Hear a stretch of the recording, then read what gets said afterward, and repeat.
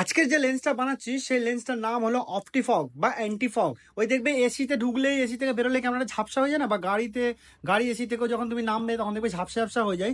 সেইগুলোরই solution এই লেন্সটার মধ্যে রয়েছে। এটা হচ্ছে এসিলরের একটা লেন্স, দুটো লেন্স ফিটিংস করানো হয়েছে। একটা হচ্ছে এসিলরের লেন্স দেওয়া রয়েছে প্রোগ্রেসিভের মধ্যে হোয়াইট জোন, আরও একটা দেওয়া হয়েছে যেটা ব্লু লেন্সের হোয়াইট জোন লেন্স। দুটোর মধ্যে জোন তফাৎটাও কাস্টমারের মুখ থেকে তোমরা শুনে নেবে, কার জোন বেস্ট রয়েছে সেটাও তোমরা দেখে নেবে। প্রোগ্রেসিভ যারা পড়ে তাদের একটাই প্রবলেম হয় কি, সাইডে দেখতে অসুবিধা হয়, ডিস্টেন্স নেয়ার অনেক অ্যাডজাস্ট করে দেখতে হয়, সেগুলো পুরোপুরি ক্লিয়ার থাকবে। আর এই লেন্সটা হচ্ছে পুরোপুরি অপটিফগ লেন্স রয়েছে। তো ওই যে এসি থেকে বেরোলে ঝাপসা হয়ে যায় বা কুয়াশা হয়ে যায় বা মাস্ক পরলে দেখবে ওই যে ভেপার আসে না, নিঃশ্বাসটা যেমন ঝাপসা হয়ে যায়, সেগুলো কিছুই হবে না।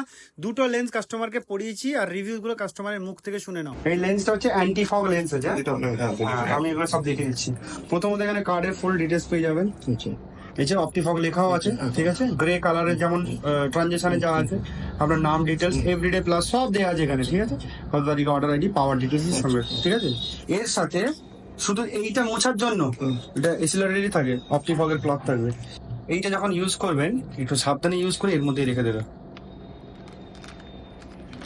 যে ক্লথ আছে এগুলো সব এর মধ্যে ডিসক্রিপশন দেওয়া আছে, কিরকম ভাবে এর আলাদা বক্স। জলে কাচবেন না, আচ্ছা, সারাদিনের শুরুতে একবার এরকম মুছে নেবেন, এরকম এরকম টানবেন, ঠিক আছে। এমনিতেও এখানে ডিসক্রিপশন দেওয়া আছে কিরকম ভাবে ক্লিন করবেন না করবেন, ঠিক আছে।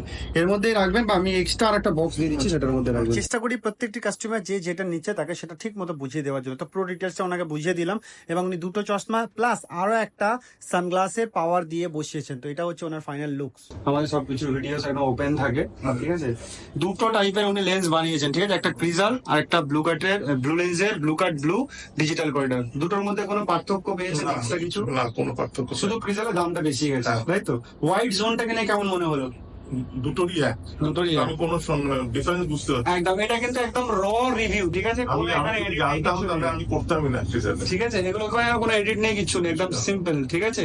আর সব থেকে বড় জিনিস হচ্ছে হোয়াইট করিডোরের উপরে সব দামটা হয়। আর আরেকটা জিনিস হচ্ছে কি বলতো, তোমরা যদি এই ব্র্যান্ডিংটাই শুধু পেছনে ছোট, তাহলে তোমরা ফিচার নিতে পারো, যে কোনো ব্র্যান্ডে নিতে পারো, শুধু দামটাই বেশি হবে, আর কিছু এক্সট্রা বেনিফিটস কিছু হবে না, তাই তো।